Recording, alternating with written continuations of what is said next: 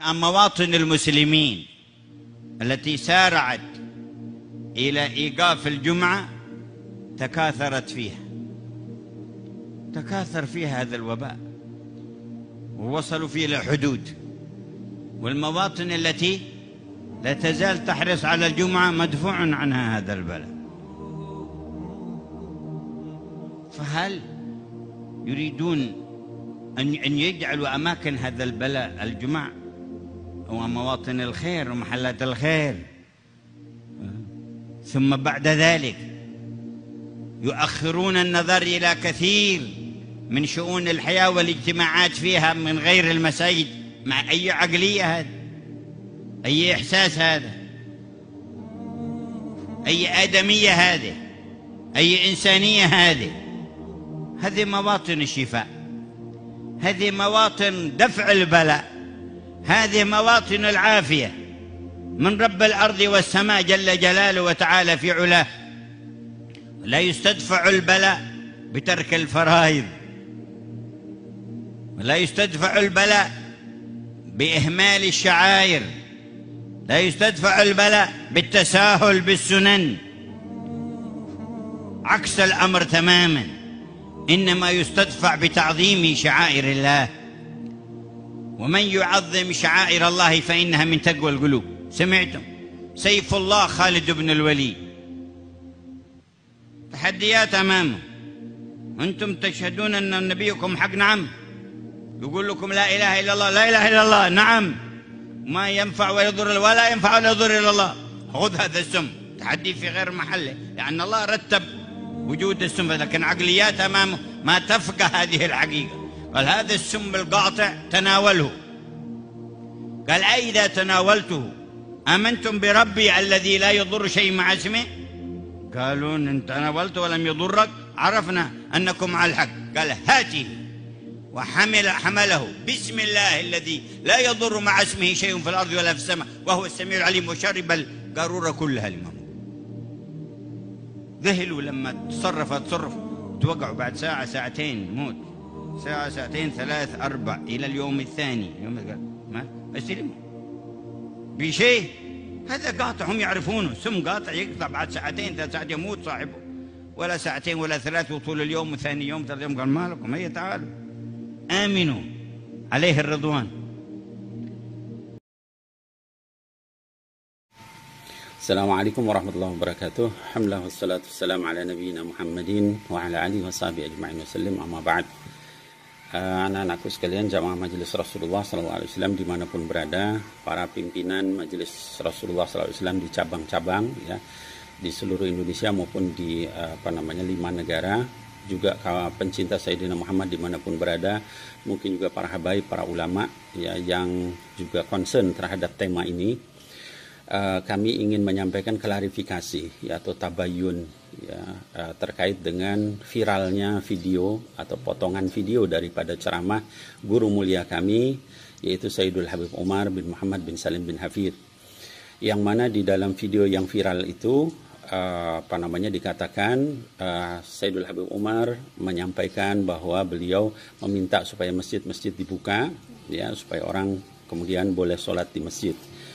Video itu kemudian menjadi viral ya, dan kemudian menyebar, kemudian disalah tafsiri ya, oleh banyak orang, dan kami melakukan klarifikasi tabayun ya ke Tarim ya, melalui putra sulung beliau yang juga orang kepercayaan beliau, yang juga pimpinan Darul Mustafa sekarang, yaitu Sayyid Salim bin Umar bin Muhammad bin Salim bin Hafid ya, putra sulung Habib Umar bin Hafid.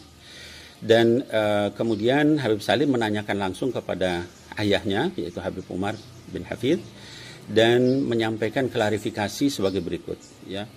Mohon ini nanti video saya ini jangan dipotong-potong juga, sehingga akhirnya kemudian malah jadi salah paham lagi ya, memperkeruh suasana. Yang pertama, dari hasil klarifikasi Habib Salim kepada ayah beliau, itu Habib Umar bin Hafid, dinyatakan pertama bahwa Sayyidul Habib Umar bin Hafid itu sikap beliau tidak pernah menentang kebijakan, keputusan yang sudah diputuskan oleh Waliul Amri. Ya, Waliul Amri di dalam hal ini adalah pemerintah dan juga majelis ulama. Kalau sudah pemerintah dan majelis ulama sepakat tentang satu hal, maka Sayyidul Habib Umar, ya guru mulia kita, akan sepakat dengan itu. Akan meminta seluruh murid-muridnya dan seluruh orang-orang yang intisab kepada beliau, ya, untuk supaya taat kepada waliul amri. Itu nomor satu. Ya, dimanapun, di negara manapun, beliau meminta untuk supaya kita jangan sampai berbeda pendapat tentang satu keputusan yang sudah diputuskan oleh waliul amri. Apalagi ini adalah kesepakatan para ulama, yaitu majelis ulama dengan pemerintah. Itu nomor satu, dimanapun. Jadi kalau nanti ada video-video yang kemudian menyatakan Habib Umar berbeda pendapat dengan pemerintah, maka itu dinasakh, dihapus. Taat kepada waliul amri itu nomor satu. Itu kebijakan beliau dimanapun. Ya, beliau selalu mengarahkan murid-muridnya dan juga seluruh orang-orang yang terpaut, terikat kepada beliau untuk taat kepada pemerintah. Itu nomor satu. Ya, jadi begitu ada yang berbeda, maka kita harus curiga bahwa ini bisa jadi potongan, ya, atau tidak lengkap, ya, atau dan sebagainya. Kemudian yang kedua, beliau secara jelas, secara tegas, ya, menyatakan ketidaksukaan beliau terhadap orang yang memotong-motong perkataan beliau, dipotong, dicuplik, lalu disebarkan sehingga menimbulkan fitnah. Ini beliau sampaikan terus terang, ya. Bahkan beliau katakan, ya, wajib bagi orang yang memotong ceramah beliau kemarin itu lalu menyebarkannya untuk bertobat kepada Allah Subhanahu wa taala. Ini jelas-jelas beliau sampaikan, ya. Kemudian yang ketiga, beliau juga menyampaikan, ya, bahwa apa yang beliau sampaikan kemarin itu di dalam video itu adalah khusus untuk pemerintah Yaman. Saya ulangi, khusus untuk pemerintah Yaman, ya. Kenapa? Karena pada saat itu diduga ada satu orang yang terkena COVID-19. Diduga, belum pasti. Lalu tiba-tiba pemerintah Yaman menyatakan untuk menutup seluruh masjid, gitu, ya. Sementara kegiatan masyarakat masih seperti biasa, ya. Orang di jalan tidak dilarang, orang ke pasar tidak dilarang, ke mal juga bebas, dan sebagainya dibebaskan, sementara masjid dilarang. Disitulah kemudian beliau menyampaikan untuk jangan sampai nutup masjid, ya. Sementara yang lain dibiarkan. Itu khusus untuk pemerintah Yaman, sekali lagi. Dan kasusnya baru satu orang dan belum pasti. Berbeda dengan kondisi di Indonesia yang pada saat ini sudah ribuan orang, ya, terkena. Ya, bahkan ada beberapa ratus orang yang juga meninggal, ya, dan sebagainya. Itu berbeda sekali, ya.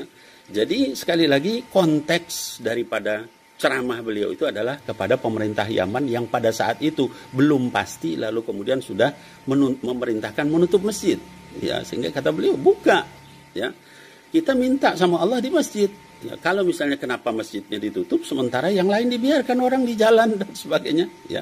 Beda dengan kita yang sekarang sudah melakukan PSBB, ya, terutama di daerah-daerah merah. Dan fatwa beliau itu juga sama dengan majelis ulama, ya. Kalau daerah hijau ya silahkan, kalau yang merah sudah tidak boleh sama sekali. Nah, kemudian terakhir juga disampaikan oleh Habib Salim, ya, bin Umar, ya, putra Habib Umar bin Hafid. Semua orang yang mendengar ceramah beliau pada saat itu tidak ada satupun yang kemudian menganggap bahwa ini adalah memerintahkan ke seluruh dunia supaya membuka masjid. Tidak ada. Ya, kenapa? Karena mendengar secara lengkap apa yang beliau sampaikan dari awal sampai akhir, ya. Nah, jadi ini yang perlu saya sampaikan, ya, supaya kita tidak kemudian menjadi berpolemik, ya. Apalagi kemudian membawa nama-nama guru mulia kami, ya, yaitu Habib Umar bin Hafid. Beliau tidak pernah seperti itu, ya. Dan kami tahu dari sejak berinteraksi dengan beliau, semua murid beliau tahu, ya, bahwa beliau tidak akan mungkin bertentangan, ya, memerintahkan untuk melawan, ya, terhadap kebijakan yang sudah diputuskan oleh ulil amri, yaitu majelis ulama dan juga pemerintah. Jadi sekali lagi saya ingin menyampaikan, ya, bahwa tolong, ya, kepada yang menyebar video itu untuk berhenti, bertobat kepada Allah Subhanahu wa taala. Itu perintah dari Sayyidul Habib, ya. Kemudian yang kedua, jangan sampai kemudian sekali lagi kalau ada hal-hal apa kemudian langsung dipotong, disebarkan, itu menimbulkan fitnah dan betul-betul berdosa besar, ya, karena membuat masyarakat menjadi resah, Ya orang-orang, para kiai, para habaib bertanya kepada saya, bagaimana ini ceramah Habib Umar? Padahal tidak seperti itu. Demikian klarifikasi dari apa yang disampaikan oleh guru mulia kami, Habib Umar bin Hafidh. Mudah-mudahan ini semua bisa menjelaskan masalah pada tempatnya. Sekali lagi, tetap bagi yang dilarang ke masjid oleh pemerintah, oleh majelis ulama, kita taati, karena itulah pendapat juga dari guru mulia kami, Sayyidul Habib Umar bin Muhammad bin Salim bin Hafidh. Ya demikian, mudah-mudahan menjadi jelas. Wallahu a'lam bishawab. Billahil taufiq wal hidayah. Assalamualaikum warahmatullahi wabarakatuh.